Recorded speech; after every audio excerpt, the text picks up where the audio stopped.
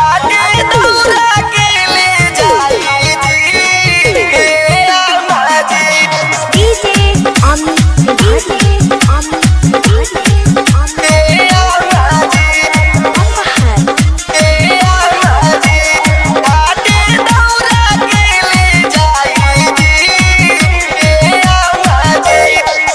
Ticket काटा के अपना बेटा के बुलाई जी अम्मा जी। टिकट काटा के अपना बेटा के बुलाई जी अम्मा जी। तो घाटे दौरा के ले जाई जी अम्मा जी। तो घाटे दौरा के ले जाई जी अम्मा जी। टिकट काटा के अपना बेटा के बुलाई जी अम्मा जी। तो घाटे दौरा के ले जाई जी अम्मा जी।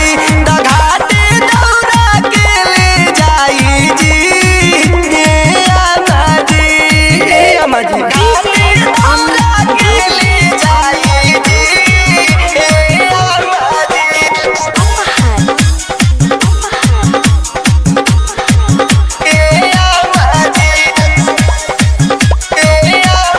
जी।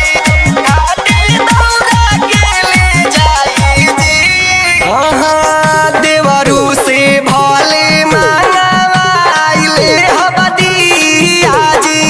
बाकी सब सामान लेके आई है मोरे पिया जी। देवरू से भले मंगवाइले हबदिया जी। बाकी सब सामान लेके आई है मोरे पिया जी। छूटल बा प्यारी जाके यारा से मंगाई जी अम्मा जी। तो घाटे दौरा के ले जाई जी अम्मा जी।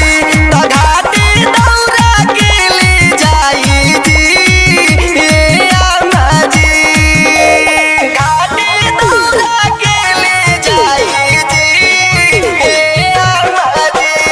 डीजे अमित